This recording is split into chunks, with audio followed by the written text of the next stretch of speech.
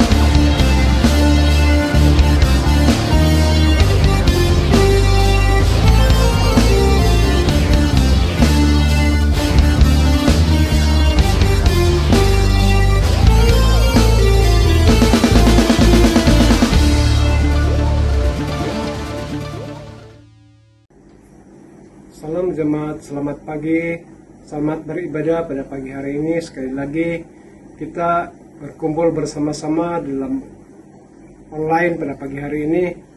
Dan kita bersyukur kepada Tuhan karena kebaikan Tuhan, di mana Tuhan memelihara kita, melindungi kita daripada kuasa-kuasa kegelapan atau kuasa iblis yang melanda kepada negara kita. Walaupun keadaan zaman sekarang ini COVID meningkat di negeri kita, tapi kita percaya Tuhan itu senantiasa menyertai, melindungi kita. Dan saat ini, sebelum kita menerus ibadah kita, mari kita sama-sama berdoa pada pagi hari ini. Saya akan bawa kita dalam doa. Tuhanlah Bapa di surga, kami bersyukur di atas kebaikan Tuhan, pemeliharaan Tuhan, walaupun keadaan pada dunia kami dan negeri kami dilanda dengan penyakit yang berjangkit, tapi kami percaya Tuhan melindungi kami supaya tidak halangan kami untuk beribadah melalui online ini, supaya kami dapat sama-sama untuk menikmati berkat Tuhan melalui daripada ibadah kami pada pagi hari ini. Tuhan, pada pagi hari ini kami serahkan kepadamu setiap jemaat yang ada pada pagi ini, supaya mereka senantiasa dalam keadaan yang baik, dalam keadaan yang sehat, karena penyertaan perlindungan Tuhan. Dan saat pagi ini Tuhan Yesus, kiranya ada di antara jemaat kami yang sakit, Engkau jamah mereka supaya Engkau sembuhkan Tuhan Yesus. Dan dimanapun juga mereka berada, Engkau menyertai mereka. Tuhan, pada pagi hari ini kami berdoa juga Tuhan Yesus, di mana setiap jemaat kami yang kami tidak tahu di mana mereka berada, Tuhan lindungi mereka supaya senantiasa dalam penyertaan Tuhan.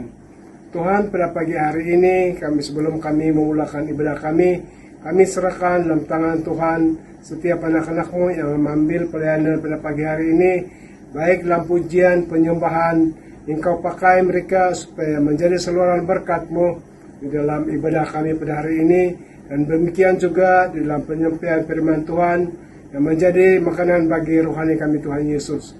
Biarlah firman-Mu itu menjadi makan rohani kami, supaya ada tempat di hati kami setiap anak-anak-Mu yang akan mendengar di dalam persekutuan kami melalui online di Bapa di surga. Terpuji Engkau Tuhan Yesus, karena pada saat pagi hari ini kami dapat sama-sama menikmati berkat Tuhan. Biarlah Roh Kudus-Mu menyertai kami, menghiburi kami, supaya setiap firman-Mu dan penyembahan kami berkenan kepada Bapa di surga. Terpuji Engkau Tuhan Yesus. Ini doa kami pada pagi hari ini.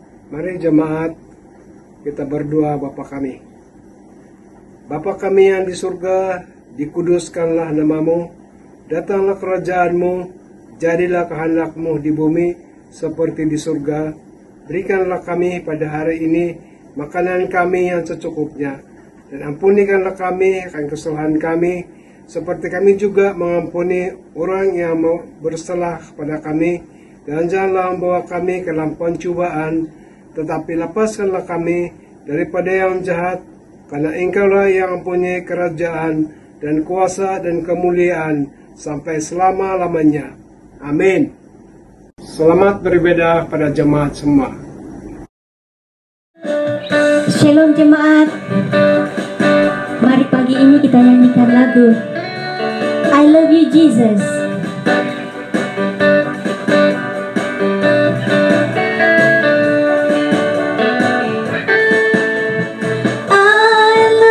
Jesus, deep down in my heart, I love you, Jesus. Deep down in my heart, talk about deep, deep down, deep down in my heart, talk about deep, deep down, deep down in my heart.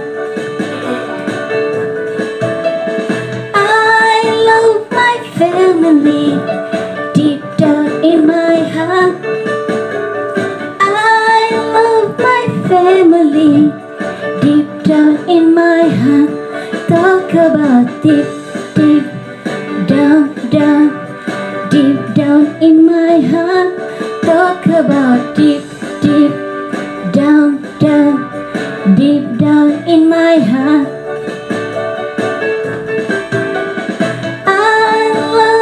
Jesus, deep down in my heart.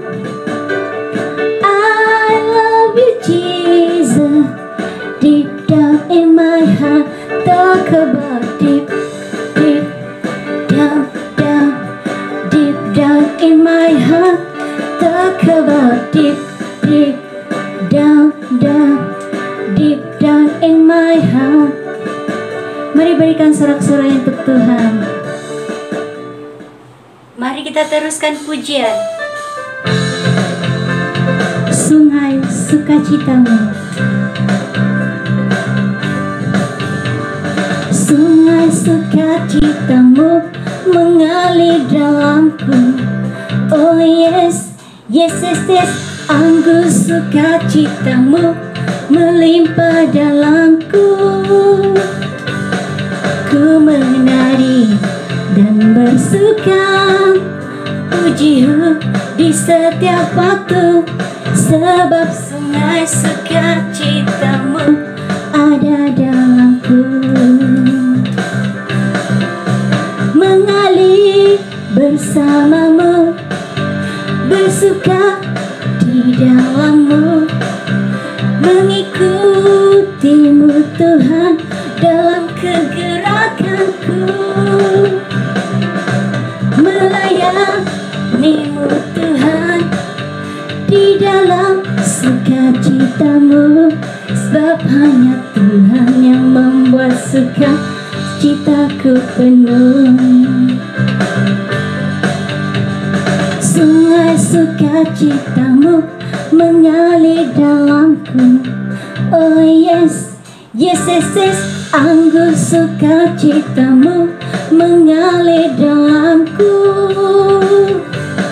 Ku menari dan bersuka, pujimu di setiap waktu, sebab sungai sukacitamu ada dalamku. Mengalir bersamamu, bersuka di dalammu, mengikutimu Tuhan dalam kegerakanku, melayanimu Tuhan di dalam sukacitamu, sebab hanya Tuhan yang membuat sukacitaku penuh. Mengalir bersamamu, bersuka di dalammu, mengikutimu Tuhan dalam kegerakanku, melayanimu Tuhan di dalam sukacitamu, sebab hanya Tuhan yang membuat sukacitaku penuh. Sebab hanya Tuhan yang membuat sukacitaku penuh. Sebab hanya Tuhan yang membuat sukacitaku penuh. Haleluya, mari berikan tepuk tangan untuk Tuhan. Tuhan, ini adalah kerinduan kami untuk selalu dekat denganmu Tuhan.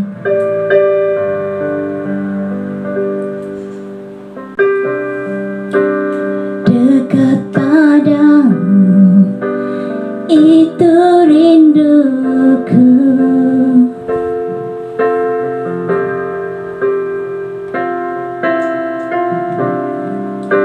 Setiap kataku kau pun menunggu.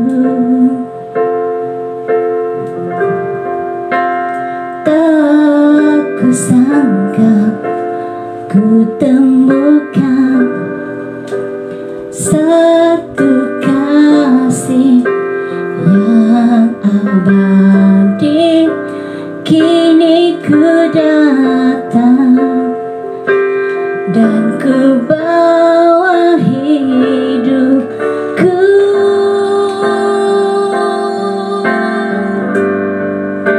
memandang wajahmu, mengikuti kebaikanmu, mengejar hadirmu dalam hidupku,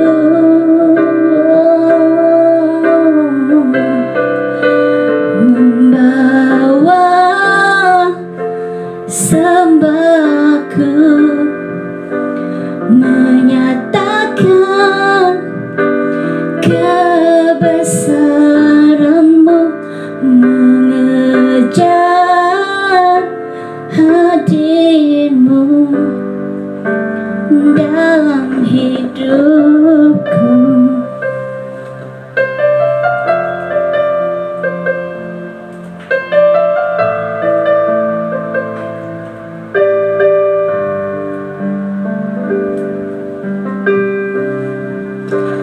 Dekat padamu, itu rinduku.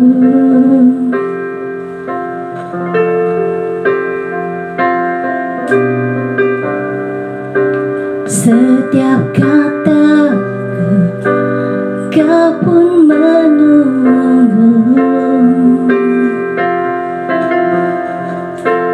Tak kusangka ku temukan satu kasih yang abadi. Kini ku datang dan ku bawa hidupku,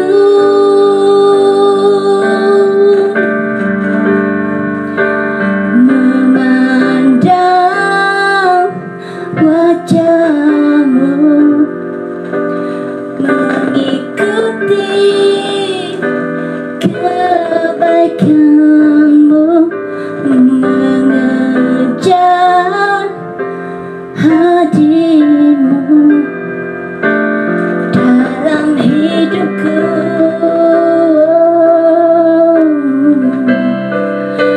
membawa sembahku,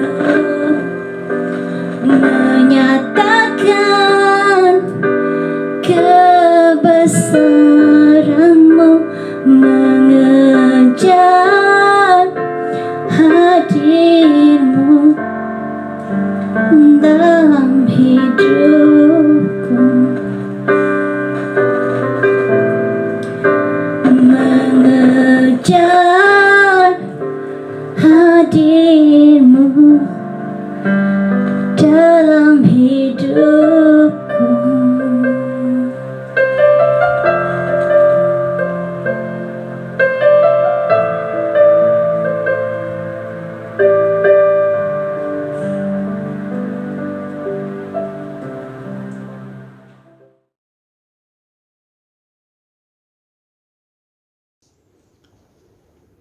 Shalom Aleichem, syukur kepada Tuhan.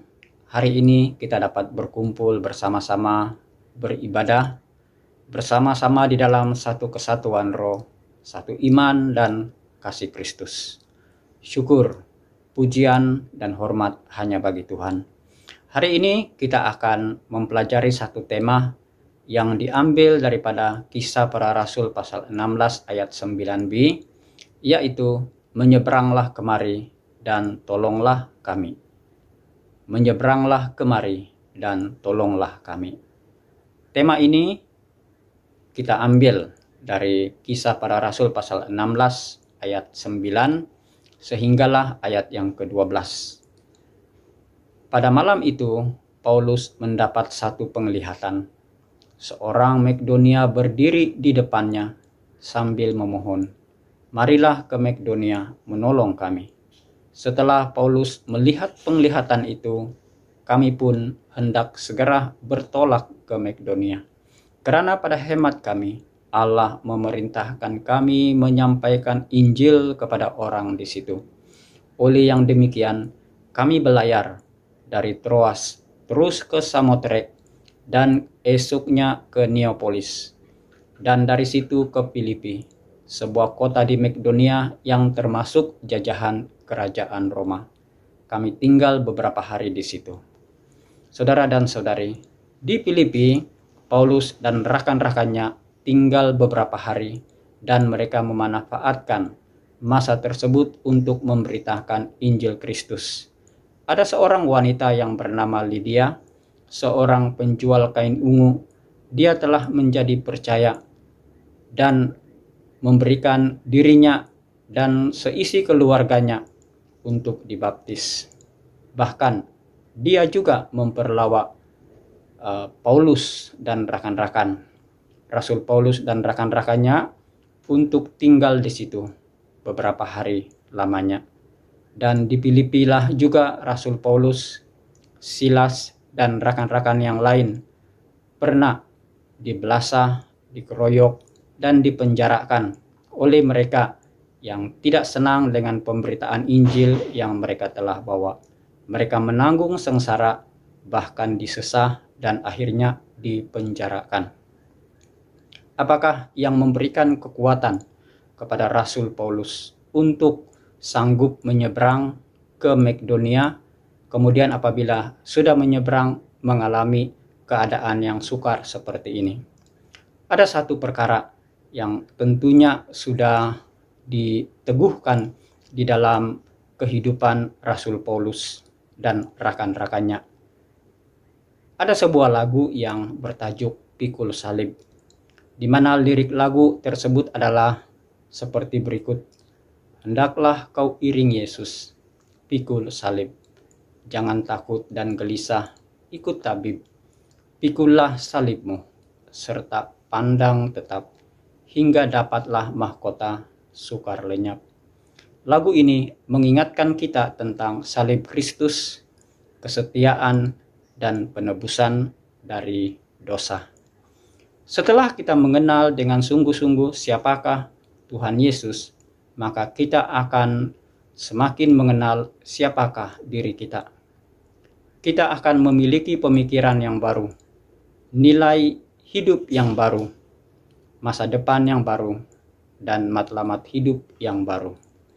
Seperti yang dituliskan oleh Rasul Paulus dalam Filipi pasal 3 ayat 7 hingga 8. Tetapi segala yang dahulu merupakan untung bagiku, sekarang kukira rugi karena Kristus. Bahkan segala perkara kukira rugi berbanding keagungan mengenal Kristus Yesus, Tuhanku. Oleh sebab dialah aku telah kerugian segalanya, yang kukira sampah sarap belaka, supaya aku mendapat untung, yaitu Kristus.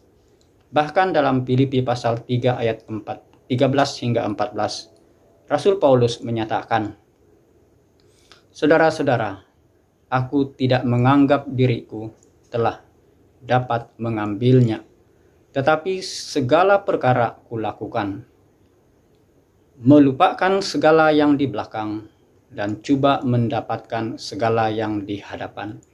Dan aku terus berusaha ke arah matlamat, mendapatkan ganjaran, yaitu panggilan Allah ke surga dalam Kristus Yesus. Tidak ada keluhan dan tidak ada kritikan Paulus atau Rasul Paulus kepada Tuhan. Bahkan dalam 2 Korintus pasal 11 ayat 24 hingga ayat yang ke-27, Rasul Paulus menceritakan tentang segala kesengsaraan yang dia telah harungi dan telah hadapi. Dikatakannya, 5 kali sebanyak 40 kurang 1 sebatan setiap kalinya aku disebat oleh orang Yahudi. 3 kali aku dipukul dengan tongkat. Aku sekali direjam. 3 kali ditimpa kejadian kapal karam. Dan sehari semalam terkatung-katung di laut. Dalam perjalanan seringkali aku menghadapi bahaya. Bahaya dari sungai, bahaya dari penyamun, bahaya daripada bangsaku sendiri orang Yahudi, bahaya daripada bangsa-bangsa lain.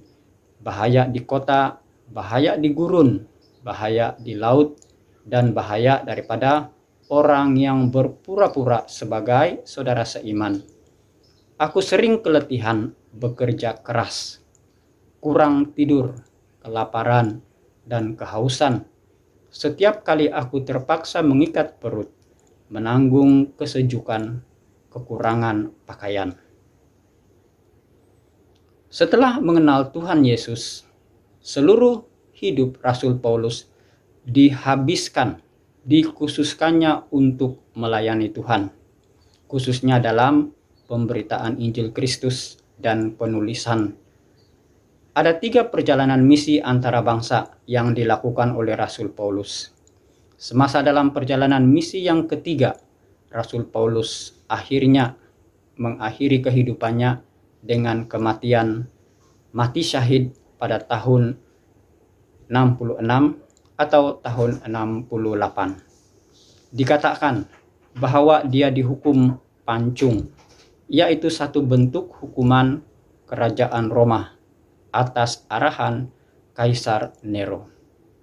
Dan jangan kita lupa, selain Paulus tekun memberitakan Injil melalui pidato, dialog, khotbah, kelas, dan pemuridan, Rasul Paulus juga sangat kuat berdoa.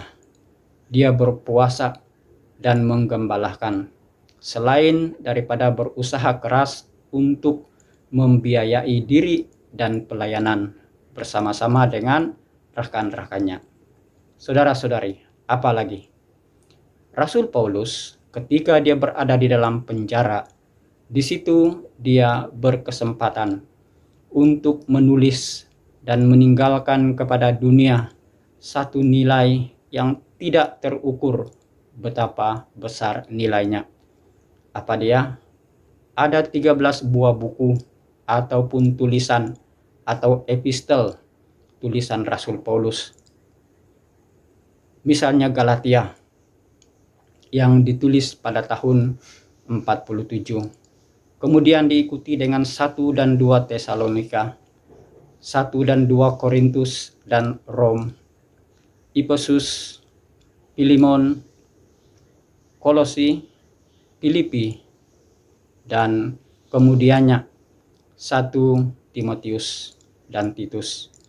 Dan akhir sekali, sebelum mengakhiri kehidupannya, Paulus menulis 2 Timotius kira-kira pada tahun 64, sehinggalah akhirnya dia meninggal dunia dengan kematian mati syahid.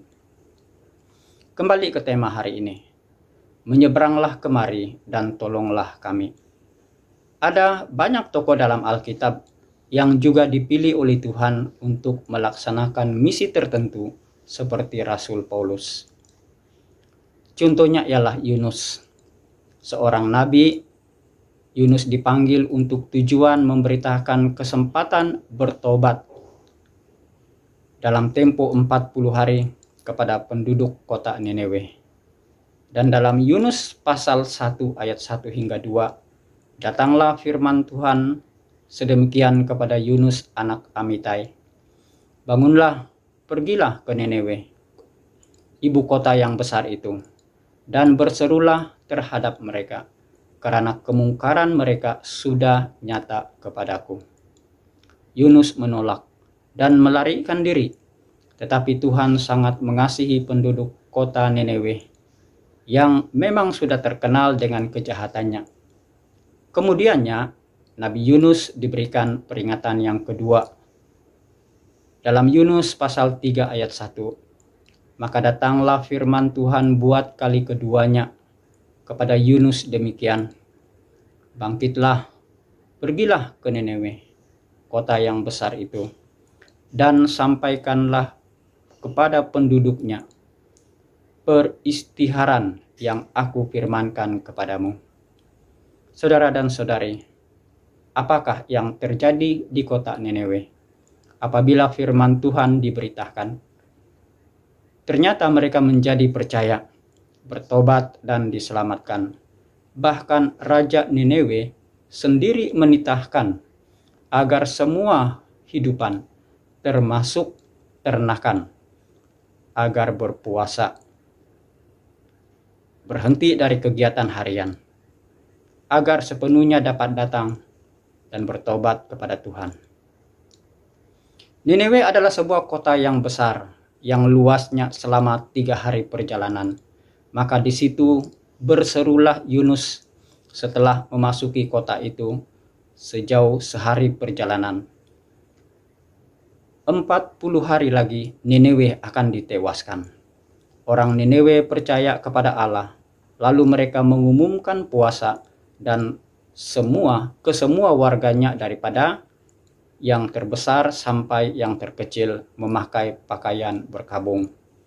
Kabar itu pun sampai kepada Raja Niniwe yang terus bangkit dari taktanya, lantas menanggalkan jubahnya serta menyelubungi dirinya dengan pakaian berkabung, lalu duduk dalam abu. Raja mengeluarkan peristiharan ke seluruh Niniwe. Saudara-saudari, ternyata Tuhan mengasihi. Tuhan mengasihi dan memberikan kesempatan, tetapi Dia mahu supaya ada orang yang bergerak, yang bertindak untuk pergi ke seberang, untuk menjawab seruan permohonan meminta tolong. Menyeberanglah kemari dan tolonglah kami.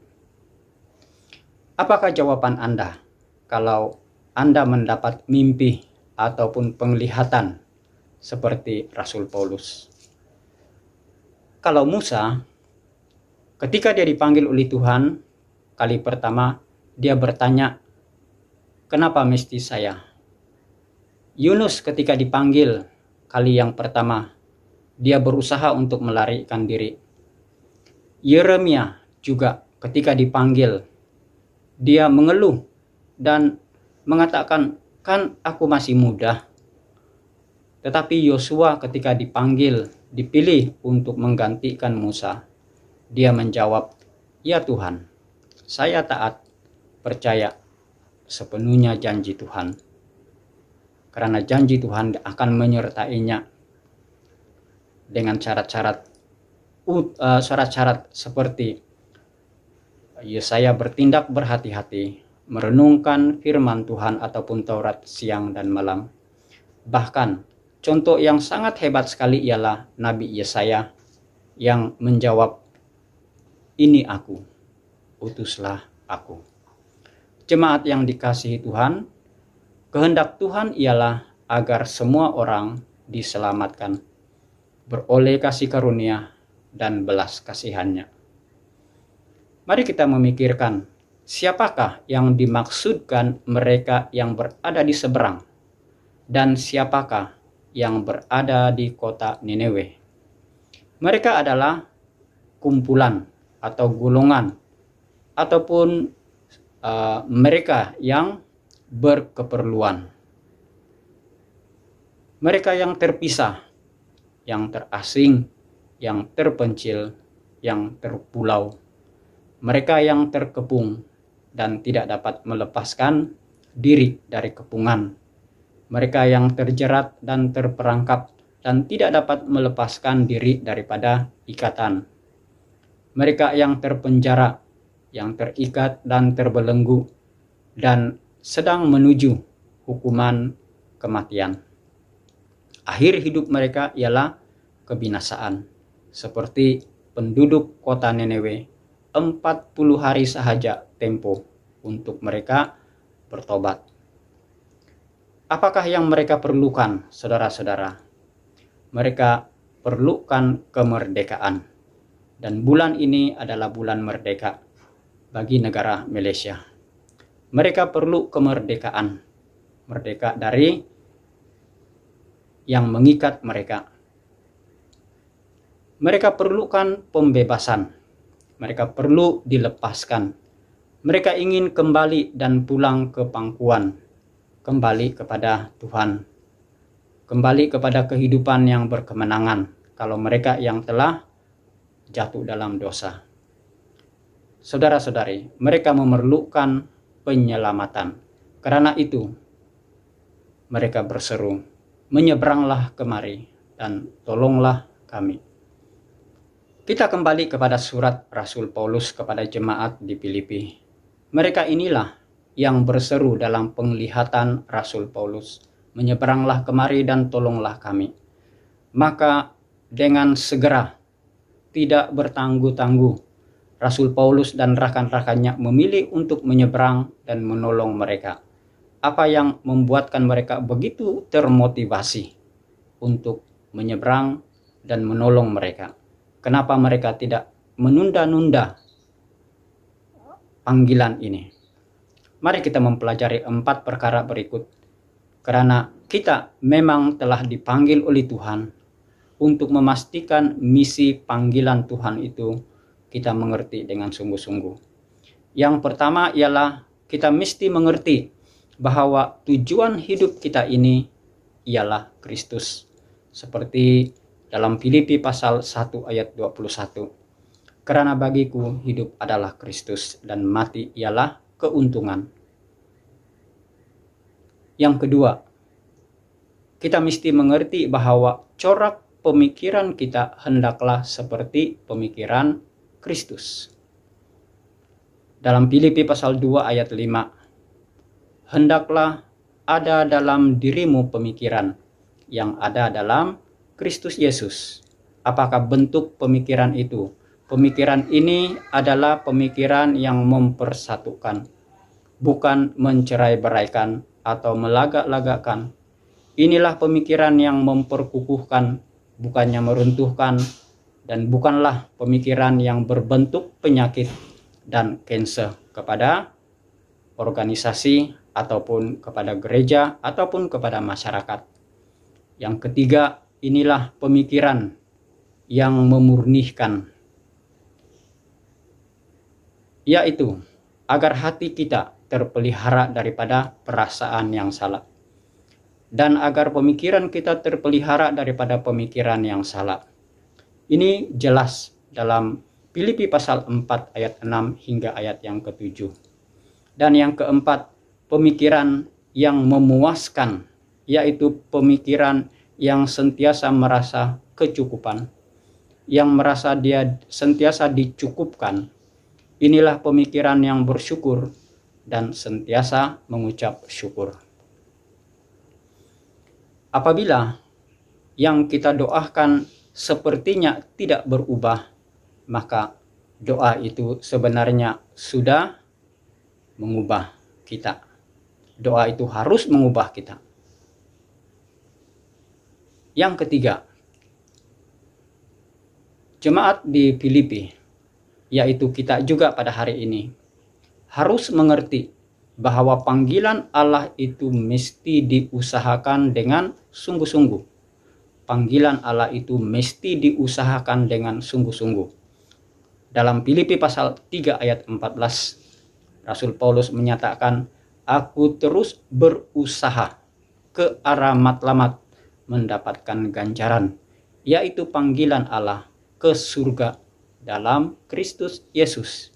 Kita memberikan penekanan di situ, aku terus berusaha ke arah matlamat. Maka itu saudara-saudari, kita harus bertindak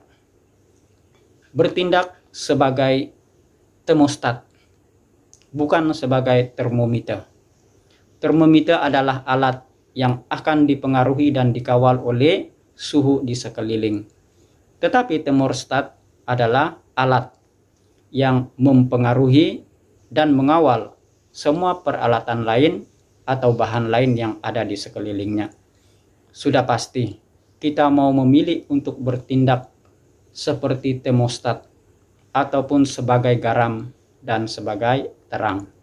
Sebagai termostat, kita mempengaruhi dan mengawal yang di sekeliling sehingga injin itu tidak rusak, sehingga perkumpulan, sehingga organisasi itu tidak rusak. Sebagai garam, kita bertindak mengasinkan bahan-bahan yang terkena pada kita ataupun yang bersama-sama dengan kita agar tidak menjadi tawar. Dan sebagai terang, kita menerangi, kita bertindak menerangi sekeliling sehingga kegelapan itu dilenyapkan. Apabila terang itu terbit, maka kegelapan akan hilang.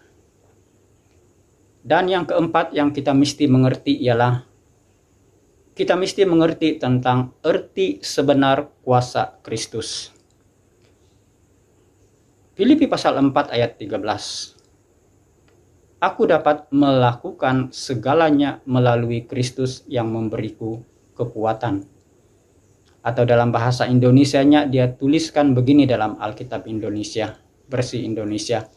Segala perkara dapat kutanggung di dalam Dia yang memberi kekuatan kepadaku. Sangat hebat, sangat mudah untuk kita berpegang dan sentiasa berpemikiran untuk seperti Filipi pasal 4 ayat 13 ini. Maka itu mari kita mengerti bahwa kuasa di dalam Kristus. Bahwa ada kuasa di dalam Kristus. Dan kuasa itu mengalahkan yang lain. Yang kedua ialah supaya kita mengerti bahwa kuasa itu melalui dan oleh Kristus. Supaya kita mengerti kuasa oleh penyerahan diri kepada Kristus. Di dalam Dia dapat kutanggung. Dan supaya kita mengerti bahwa bersama dengan Kristus kita pasti tidak akan terkalahkan. Yesaya pasal 40 ayat 31 dituliskan. Nabi Yesaya menuliskan kepada kita, tetapi mereka yang menanti-nantikan Tuhan akan mendapat kekuatan baru. Mereka akan terbang tinggi dengan sayap seperti burung rajawali. Mereka akan berlari dan tidak menjadi penat. Mereka akan berjalan dan tidak menjadi lesu. Dan Rasul Paulus sendiri memperingatkan dalam firman Tuhan, Filipi pasal 4 ayat 19, Allahku akan membekalkan segala keperluanmu daripada kekayaannya yang termulia dalam Kristus Yesus. Saudara-saudari, mereka memanggil dan berseru, menyeberanglah kemari dan tolonglah kami. Adakah kita sanggup untuk menyeberang? Orang yang sanggup menyeberang itu perlu memiliki ini, hati seorang hamba. Seorang yang memiliki sikap jujur dan ikhlas untuk melakukannya. Seorang yang rela berkorban untuk memastikan pertolongan itu sampai ke seberang, sampai ke sasaran. Maka itu bertindaklah. Mari kita bertindak bersama-sama, bukan sebagai individu tetapi sebagai satu tubuh Kristus. Janganlah duduk sahaja, kata firman Tuhan. Mari pergilah dan jangkaulah mereka. Mari pergi, jangkaulah mereka. Tindakan kita yang seterusnya ialah berjalanlah bersama-sama. Dua orang lebih baik daripada bersendirian. Maka bertindaklah, berjalanlah bersama-sama sebagai satu kumpulan lengkap tubuh Kristus. Bukan hanya tangan, bukan hanya kaki yang bertindak. Karena apa? Sebab bagi Allah kita ini sangat penting dalam kerajaan Allah. Kita penting bagi Allah dan kerajaannya di dunia. Kita sangat penting juga bagi negara dan bagi masyarakat di mana kita ditempatkan.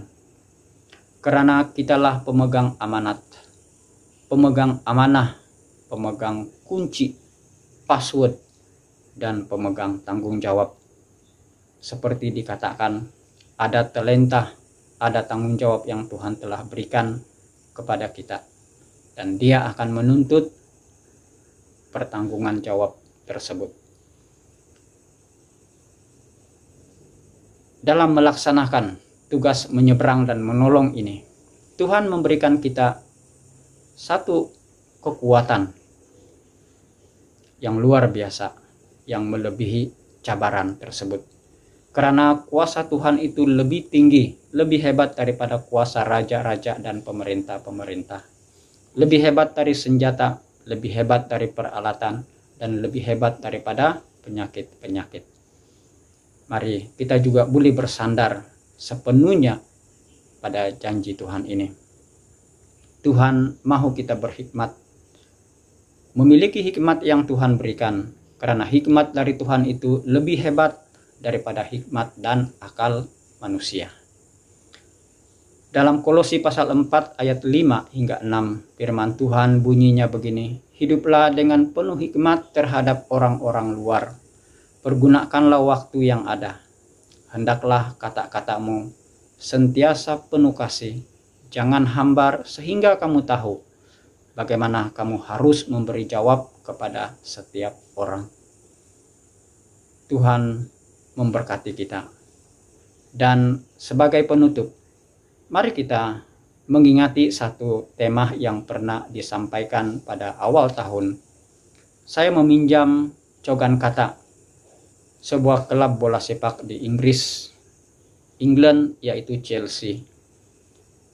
Cogan katanya ialah nisi dominus presta, atau unless God is with us, we will be in vain.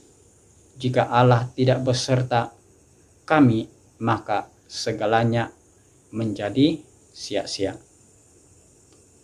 Menyeberanglah kemari dan tolonglah kami, kata mereka. Kata penduduk Nineve. Mereka berseru dan memerlukan seseorang yang dapat bertindak seperti Rasul Paulus, yang dapat bertindak dan berani seperti Yunus, yang walaupun tidak sempurna, tetapi akhirnya memberikan diri mereka dipakai oleh Tuhan. Betapa hebatnya yang terjadi, yaitu penyelamatan apabila anak-anak Tuhan bersedia, sanggup, dan pergi melakukan apa yang disuruh, apa yang diperlihatkan oleh Roh Kudus. Mari kita berdoa. Bapa di surga, ampuni kami karena dalam banyak hal kami seperti ketakutan, keberatan untuk menyeberang dan melakukan pertolongan. Pada hari ini kami belajar bahwa begitu banyak orang yang memerlukan pertolongan dan mereka berseru. Sama ada kami sadar atau tidak, mereka adalah seperti penduduk kota Nineve. Mereka juga adalah seperti penduduk di kota Filipi, dan ada banyak tempat lain. Dan ajar kami untuk memiliki pemikiran Kristus. Ajar kami untuk mengerti sungguh-sungguh akan kuasa dan cara Tuhan untuk membentuk dan menyertai serta memelihara kami. Bapa di surga, terima kasih pimpinan dan didikan dari Tuhan untuk kami semua, jemaat Tuhan di SIB Pekan Keluaran ini dan sekitar kami.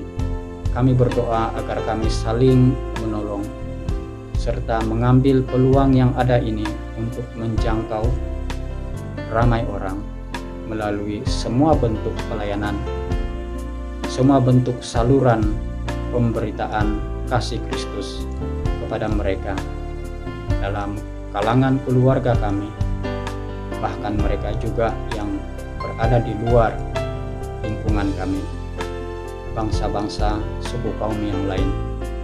Bapa di surga, terima kasih. Ini doa kami. Tuhan memberkati anak-anak-Mu. Tuhan memberkati negeri Sabah, dan Tuhan memberkati negara kami Malaysia. Tuhan berbelas kasihan dan mengasihi kami semua, mengasihi negara ini. Di dalam nama Yesus kami berdoa dan mengucapkan syukur. Amin.